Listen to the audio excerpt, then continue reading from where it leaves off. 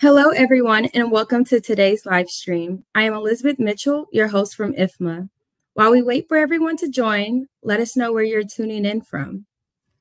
Today's discussion is over the importance of making sure your facility is prepared for cardiac emergencies. If you have any questions, leave them in the chat and we'll answer them towards the end of our discussion during the Q&A. With that being said, I'll turn it over to Lori Peters, Senior Marketing Manager of Public Safety from Zoll, to kick off today's discussion. Thank you, Elizabeth, and thank you, IFMA, for allowing Zoll the opportunity to deliver what I feel is a truly compelling story to this important audience. Today's session really isn't just about the technicalities of facility management, but it's also about the human stories that underscore the importance of safety within our spaces. Our mission at Zoll Public Safety is to not only drive awareness of the AEDs we so proudly manufacture and sell, but to increase sudden cardiac arrest victim outcomes by ensuring partners like you have the tools you need to save a life. Willie Allen is not just a sudden cardiac arrest survivor.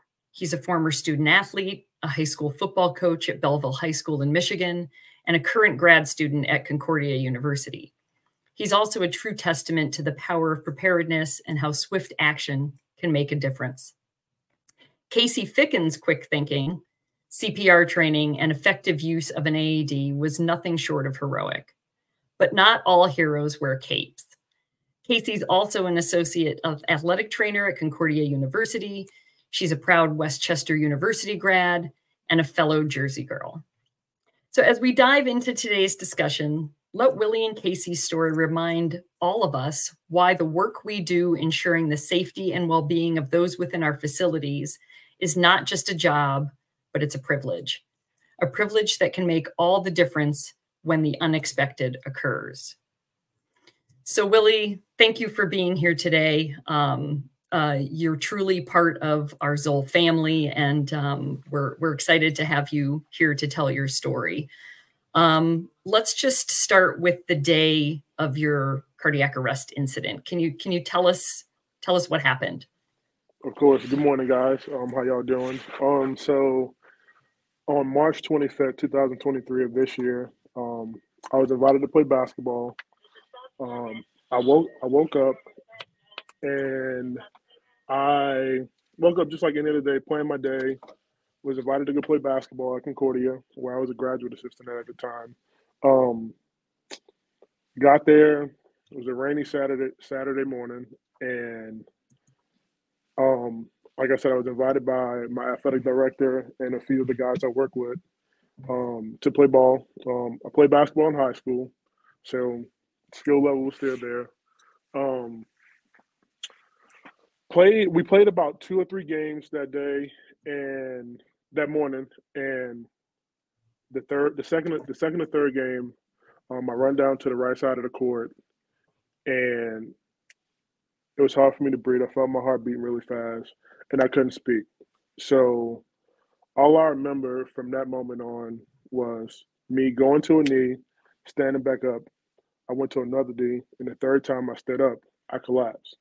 So I had no idea what was going on, and all I know is I wake up and the ambulance is there, Casey's there, Lonnie Price is there, and the guys that I was playing basketball with were there. Lonnie started CPR. Casey had walked in that morning, which she wasn't supposed to be at work, which was crazy. And they told me I went into cardiac arrest. Casey used the AED machine on me. I was shocked twice. And all I knew, I was a walking miracle. From that moment on, I was taken to University of Michigan Hospital where they ran tests and they told me I had went into cardiac arrest. And I'm sorry, it's been a long day. No, it's been a long morning, and we understand, buddy. You tell us as much as you want to talk about. Yeah, Casey and Lonnie, they saved my life with the AED machine that was provided by Zoll. And I know that the survival rate of cardiac arrest was less than 6% at the time. So out of 8 billion people in the world, only 66,000 people survive from cardiac arrest. And I was one of them. So, yeah. So Willie, let me ask you this. We know that more than 350,000 cardiac arrests happen in the US every year. Less than 100,000 of those happen outside the home. So certainly your event was fairly, fairly uncommon. So what did you know about cardiac arrest or before this, right? Did you have any understanding of that? So actually, I never knew what cardiac arrest was. All I knew, I was educated on a heart attack. So my dad died from a heart attack at 45 years old. But I had never knew what sudden cardiac arrest was. And now I would say I'm educated on it, actually a lot, thanks to Zoll and thanks to Casey. But I never knew what cardiac arrest was. I woke up and they said, hey, you went into cardiac arrest. Congratulations, you're alive. You know, the survival rate is so low. And by me being one of those people, I was grateful for, the AED machine and my survivors. Right. So Casey, thanks, Willie. So Casey, you were heading into work, or you were heading in on a Saturday morning. Tell us what happened from your perspective. Yeah, so thankfully I kind of showed up at the right place at the right time. I was off that day. It was a March Saturday, which is very rare to have off, but we were teaching a continuing education class we had up at one of our other buildings, but we were short on supplies.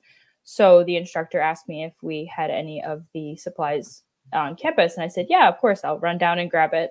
I was kind of helping set up the class. I wasn't taking it, so I had time. So went to our field house where my office is, parked my car, left it on, thought I was going to be in and out in a few seconds. My women's lacrosse team was leaving for an away game, and typically I would go say good luck or say hi to them before they left. But something inside of me said, no, like, you want to just get in and get out. Like, you don't want to waste any time. So I walk into our building and somebody has the door open. And I was like, oh, okay, they play basketball Saturday mornings. Somebody's probably just hot. And the person said, are you an athletic trainer? And I said, yes. He said, we think he's having a heart attack. And I said, okay. So kind of just went into fight or flight mode and kind of ran to my office. I knew where the AED was, right outside in our hallway. Saw the door was already open and somebody had grabbed it, ran out to our gym where I saw Willie on the ground and our athletic director, Lonnie, was opening up the AED. We placed the pads onto his chest, shocked him once. I did a round of CPR, shocked him again, continued CPR until EMS had arrived. So thankfully, I arrived a couple minutes after it had happened, so EMS was already called, but just kind of went right into it. Didn't really think anything of it as a day that I thought that I had off. Every day when I have practice, you kind of just know that that's always something potentially, and learning in undergrad about sudden cardiac arrest and the use of AEDs. I've been CPR certified since I was 18 years old, but you never think that it's going to be just a random day when you're just trying to get supplies from your office.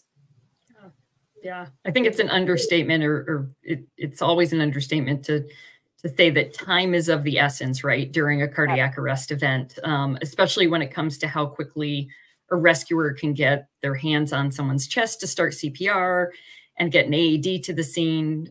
We know that for every minute that a victim goes without high quality CPR, their chance of survival decreases by 10%. And usually in any given day, it takes EMS 7 to 14 minutes to get to any scene. So having someone there who's prepared, trained. Casey, did you ever think you were going to use an AED? Obviously, you mentioned you had been trained and knew where they were within the facility, but did you ever think you'd actually have to use one? That was the first time that I was ever in the situation, whether it was undergrad or, I mean, I've been covering athletic events for over 10 years now, and never thought that you always have it in the back of your mind that you have to be prepared for those moments, but you're always at the end of the day being like, okay, wasn't today, nothing crazy happened today. So I'm thankful to just know that I was prepared in the situation, and I knew where the AED was. The Zoll machine gave me feedback to make sure that I was giving high quality CPR, which I think that's one of the main like memories I have in my head, is the machine doing the timer for me or giving me feedback, as that was able to me being focused on what I was doing and not being kind of, I was aware of the situation, but not panicking, in the sense of like, I could hear the machine in the background, kept me focused to know what I was doing. And I think that that's super important. But no, I never thought that I would have to do something like that. Right. Do you and your team at Concordia have an emergency response plan? What does that look like? And what's your perspective on the importance of making sure that you have a plan in place so you know, when a situation occurs, you can handle it accordingly? Yeah, absolutely. So I have all of our emergency action plans. Every single one of our fields, our off-site facilities that we use, and our field house all have emergency action plans. They list where the AED is located, the steps. If it's a bystander, not an athletic trainer that's there, call 911, do CPR, find the AED. All of our AEDs are on site at each facility and are marked by these little like triangle things that sit on the outside of the walls. And then just knowing that each building has an AED located, and that way we can get it within a few minutes maximum, hopefully a few seconds if something were to happen. Every single head coach and graduate assistant, as well as all the athletic trainers and administration, are CPR and AED certified. And I think that played a big part in Willie being able to survive, because our athletic director and 2 former basketball players were there with him. So they were able to kind of start the process and know to get the AED, start compressions, and activate EMS before I had even gotten there. Yeah. Willie, question for you, because I know that this is something that that I do on a, you know, and part of it is just being sort of in the world of AEDs. But when you go out to facilities now, right, whether you're just at your own school campus or you're in an airport or a restaurant, do you look to see if they're prepared, or are you sort of on the lookout for AEDs? And now that you understand the importance of having them everywhere? Yeah, so I would say everywhere I go, the gas stations, the grocery stores, the airport, schools. I actually just started a new job at an elementary school, and I told the principal, I said, hey, listen, like, every teacher here has to be AED certified and CPR certified. And I want that done. So I make it a point, and I make it my job to you know, make places heart safe if they're not. So gyms as well. That's awesome. Yeah, it just becomes second nature, doesn't it? Now that you've got that awareness to really look to see if facilities are rescue ready. Right. Casey, are you familiar with the maintenance program in place for AEDs at Concordia? I know you work hand in hand with the facility manager in terms of making sure that spaces and are equipped. Do you know how those devices are being maintained within your campus? Yeah, so I know our facility manager, Martin, which I've met him quite a few times before this happened, but well versed in each other's company now that this has been going, that this happened. So every single campus building, like I said, has a permanent location of one of the Zoll AEDs is in each building. I know Martin checks them over the summer. We do. I don't remember if it's every 6 months or every year that we check it. But each one is checked over the summer when the students are off campus. That's kind of when we do all of our checks. We also have quite a few portable AEDs that each athletic trainer will take to a offsite, or if it's to the baseball softball field. So then that way they're right on the sidelines for any of those games. But I think it was like 2 months after this had happened, they started beeping. So I knew that either the pads needed to be changed or the batteries needed to be changed. So definitely well more aware of making sure that they're not only manually checked and making sure that their expiration dates haven't expired, the pads haven't expired. So we make sure that every single AED that we have, it has the correct pads and make sure that all the batteries are ready. So they're checked, if not every year, every 6 months. Yeah, because it's such an incredibly important component of having the cardiac emergency response plan and ensuring that your devices are rescue ready is while Zoll devices are self-testing and, you know, if it's green, you're good. In terms of the button, it's really important to do kind of a hands-on check and make sure that your pads and batteries aren't expired and that your devices are ready to go. So thank you. That's super important. There's a couple of questions from or comments from the audience that I think we could kind of weave in because I think they're really compelling. For both of you, how has your life perspective, and this is from Rob Hoadley. He's a fellow cardiac arrest survivor, Willie. So, and actually a friend of ours, a familiar face. So it's great to see him here. But he'd like to know for both of you, how has your life perspective changed since your events? And so Willie, do you want to take that one? So my life has changed and my outlook on life has changed tremendously. You know, like you never think it'll happen to you. And I would say every day I wake up, now it's a blessing. And every day I woke up before, it was a blessing. But I'll tell you something that happened during my cardiac arrest. So I told you guys my dad passed away from a heart attack, but I actually saw my dad like when my eyes were closed. So I thought I was actually dead, not knowing that I was going to come back. But I saw my dad, and that pretty much gave me the confirmation to never take life for granted, because I feel like as human beings we take life for granted. Or we'll do it tomorrow, we'll do it next week, we'll go see those people a year from now, not knowing that today can be our last day. So my life has changed tremendously, and I don't take a day for granted anymore. So, yep. That's great. Casey?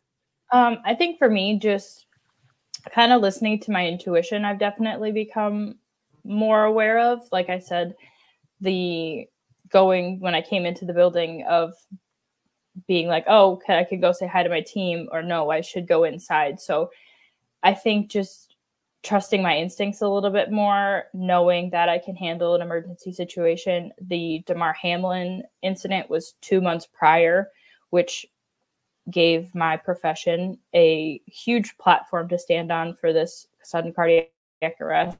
And I remember watching that live, just thinking, oh my gosh, I can't imagine these athletic trainers and how quickly they responded. And hopefully that one day, if that ever was to happen to me, that I can have a positive outcome like they did. So just being thankful and trusting in the training that I've had since I was 18 years old to know that I can be there for somebody if there was an incident like this. Yeah, that's awesome. I love your reference to sort of that gut instinct that something was wrong and that your sort of preparedness just and your training just kicked in intuitively. And for that, we all thank you for sure. Willie, do you have a diagnosis? What kind of care are you receiving now? What's your prognosis? What does your life look like moving forward? So, I actually don't have any diagnosis right now. I have a genetics test next month at U of M, but they asked me if I wanted to get on medication. They told me it wasn't needed. But my life really hasn't changed much besides my exercise routine. I can't lift heavy weights anymore, so it's more of like calisthenics. I can't run. I play basketball right now, or if ever anymore. So it's pretty much just taking it easy, managing my stress, and pretty much just taking it one day at a time. Yeah. Sounds like a great plan. In terms of, I'm curious to ask sort of the audience, and I don't know how we can gauge this, but how many facility managers on this call are, currently work in a space that is prepared with an AED, whether it's just having one on the wall, you've been trained, you're part of a program management component.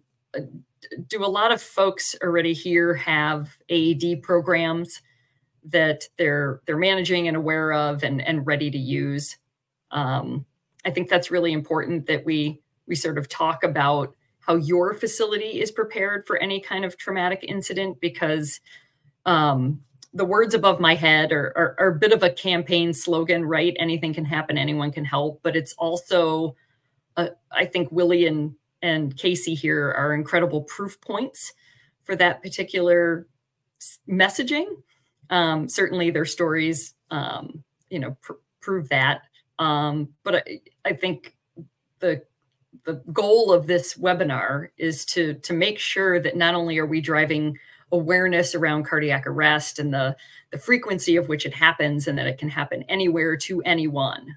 There are a lot of myths around cardiac arrest, around age, health, weight, what I eat. None of that applies in a cardiac arrest situation. So the difference between a cardiac arrest and a heart attack is very different.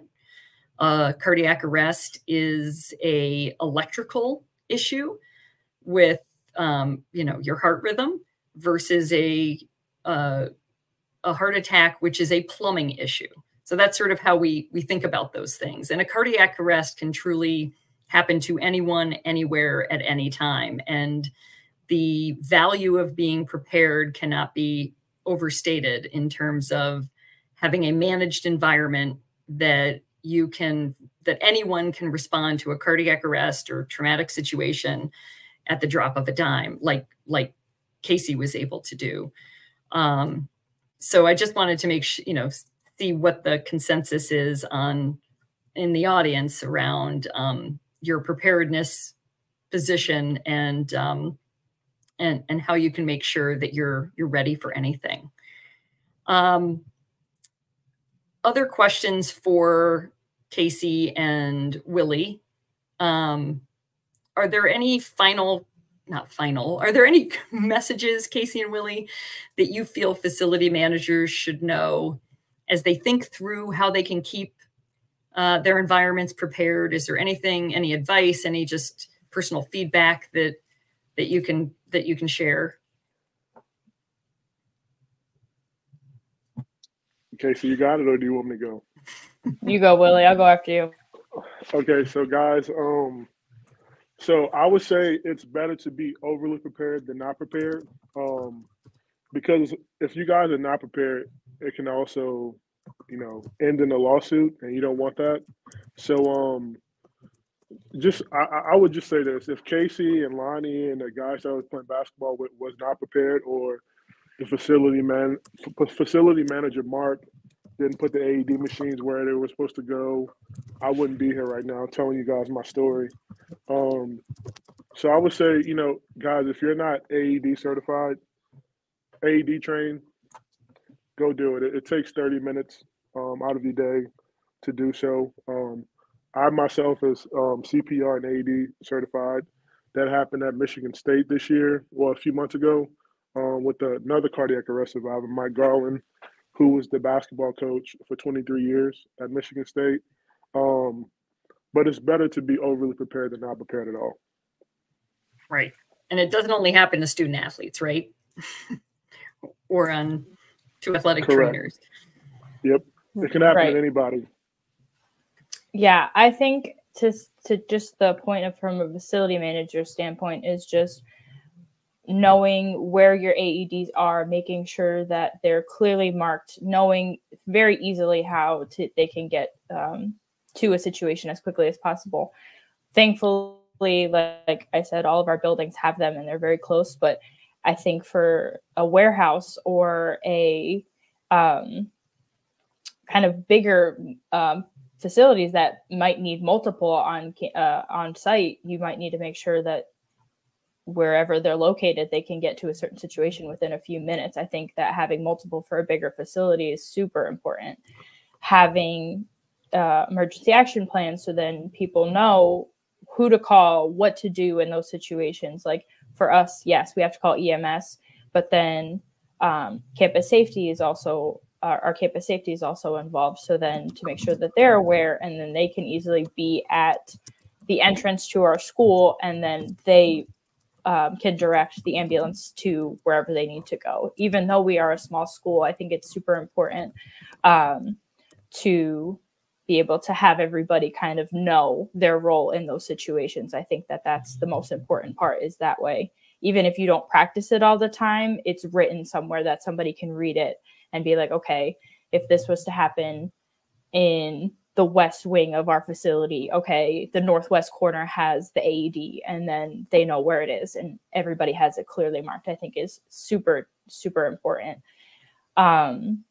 Just being able to communicate with everybody. Like I said, I didn't really know Martin all that much prior to this, but now I see him all the time on campus. We talk about it. We make sure all the AEDs are good. I always can ask him a question if one of the AEDs is beeping. I'm like, I don't know if it needs a battery or the new pads, but that way we know that everything is prepared if a situation like that was to occur. Because if something lapsed in the situation, then even if I was on site, I don't know if Willie would be standing here today. Is making sure that all your T's are crossed and you dot your I's, I think is the most important thing. Yeah, I think that's a great point in terms of there's what we call a chain of survival, right? But to me, it's more, in layman's terms, it takes a village, and that's making sure that there's someone in place that can help deploy that chain of survival, where it's, hey, you run and call 911, you go and get the AED, you start CPR, all of those, and sometimes it's just one person. Hopefully there are multiple people that can help do all of the, take on all of those different tasks to really create a perfect response plan. But sometimes, the AED is too far.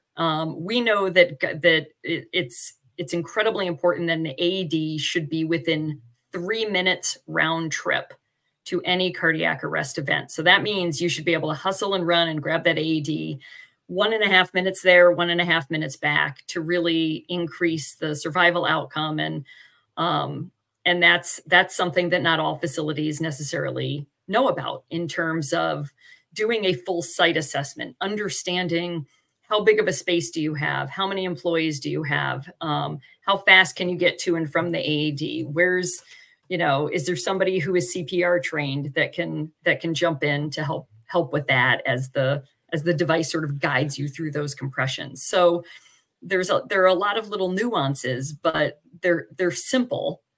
And if you're communicating, like you said, Casey, with your facility manager and all of the folks who are involved in that chain of survival, know their role and are ready to rescue at any given point, then you have Willie on the other end of that effort. And that's the most important thing.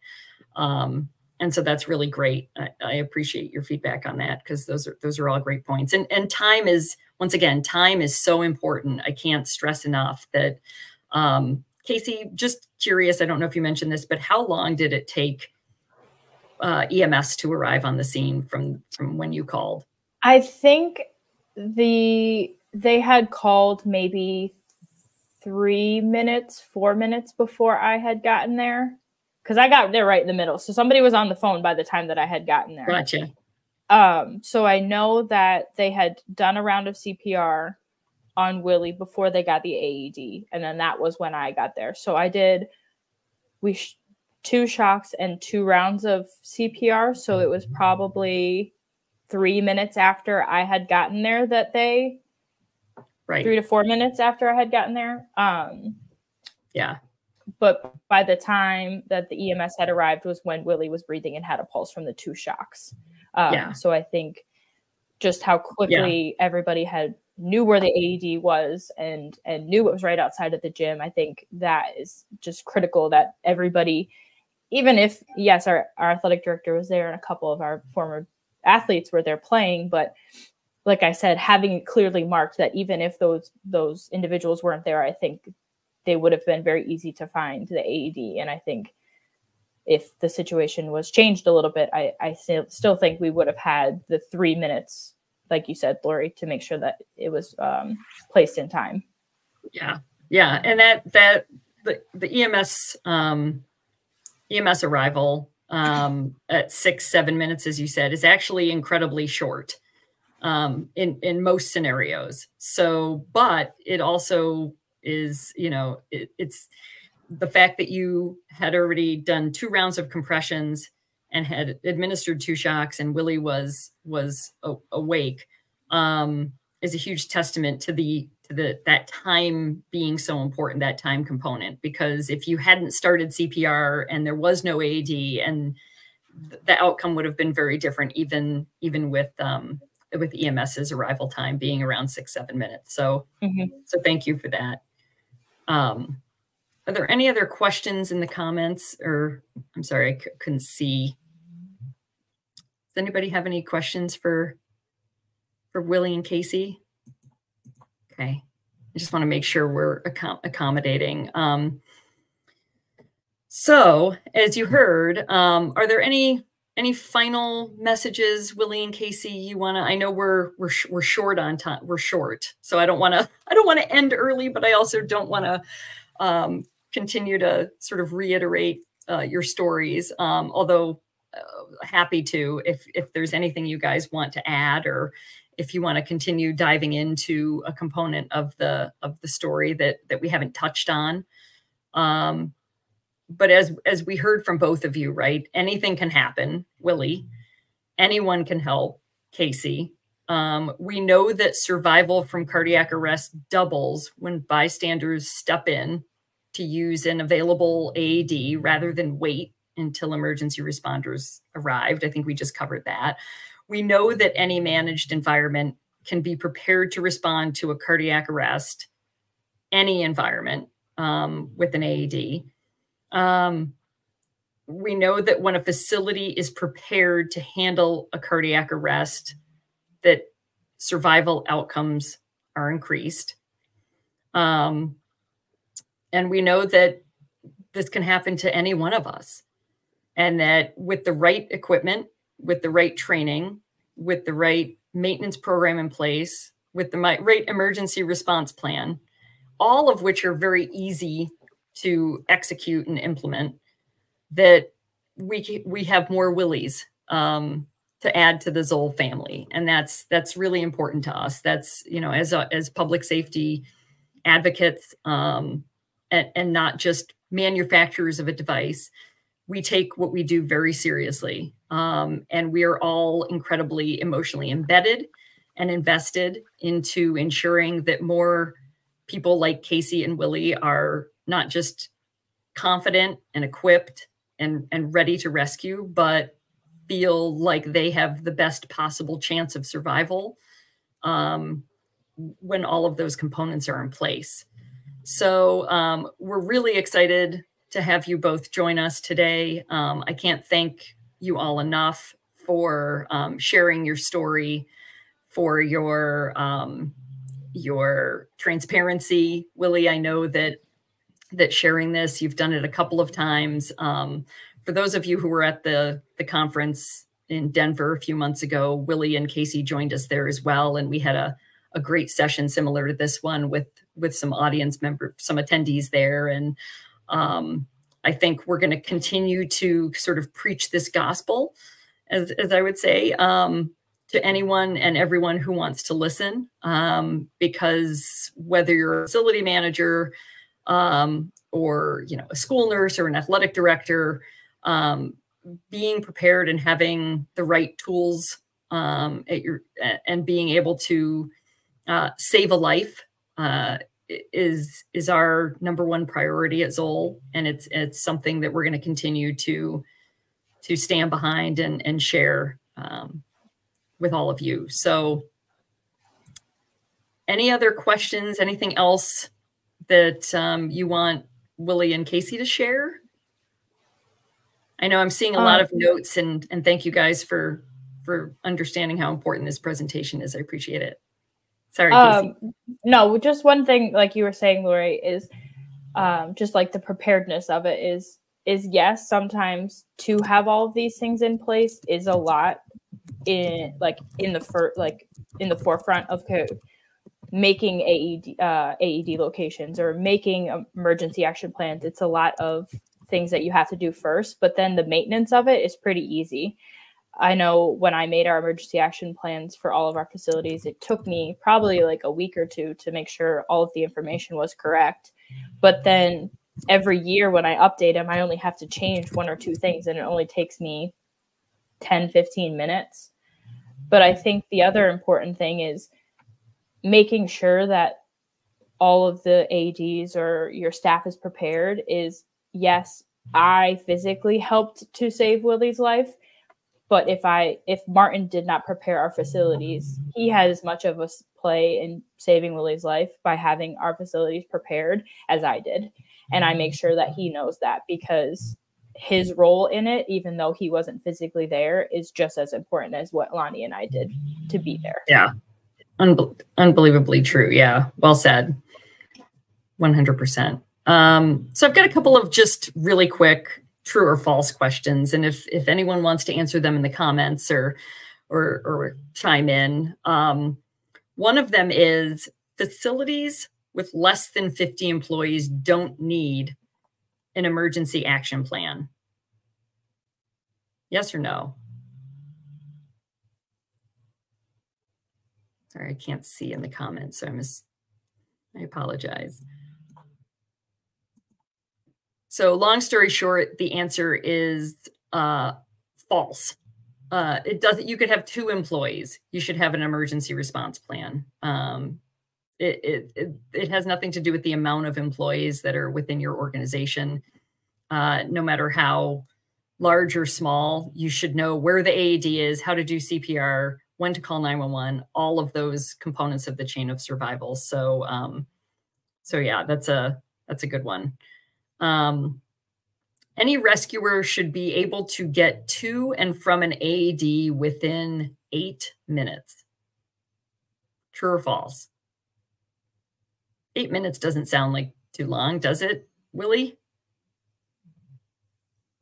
Yeah. It's way too long. 3 minutes.